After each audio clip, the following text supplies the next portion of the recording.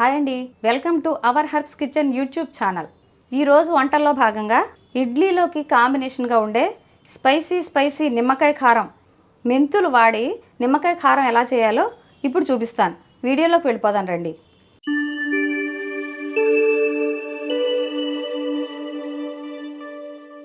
నిమ్మకాయ కారం తయారు చేసుకోవడానికి కావాల్సిన పదార్థాలు ఏంటో చూద్దానండి.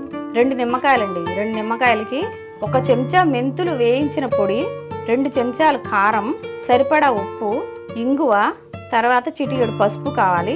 తర్వాత పైన పోపు కోసం ఆవాలు, 2-3 చెంచాలు నూనె. ఇంతేనండి. ఈ సింపుల్ ఇంగ్రీడియంట్స్ తోటి మనం నిమ్మకాయ కారాన్ని స్పైసీగా ఎలా తయారు చేసుకోవాలో చూద్దామా మరి.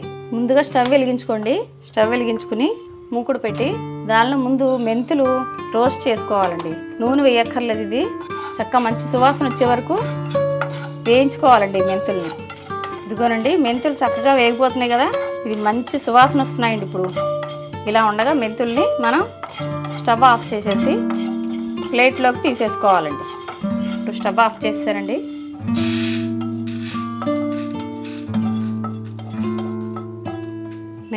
వేయించిన మెంతులు చల్లారేయండి. ఇప్పుడు మనం మిక్సీలో వేసుకుని పొడి చేసుకుందామండి. ఇప్పుడు మెంతి పొడి సిద్ధంగా ఉంది కదండి. వేయించిన మెంతుల పొడి దీనిలోంచి 1 స్పూను మెంతి పొడి వేస్తే చాలండి. ఈ 2 నిమ్మకాయలకి 1 స్పూన్ మెంతి పొడి, 2 చెంచాల కారం, సరిపడా ఉప్పు వేసి నిమ్మకాయ కారం ఎలా చేయాలో ఇప్పుడు చూద్దాం. ముందు నిమ్మకాయ రసాన్ని తీసేసుకోవాలండి. ఇది నిమ్మరసం తీసాం కదండి.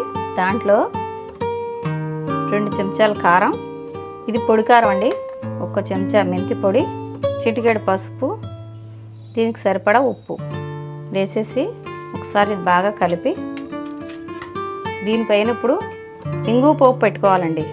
స్టవ్ వెలిగించి ఇప్పుడు ఈ నిమ్మకాయ కారం తయారు చేసుకున్నాం కదా, దాని మీద కొంచెం పోపు పెట్టుకోవాలండి.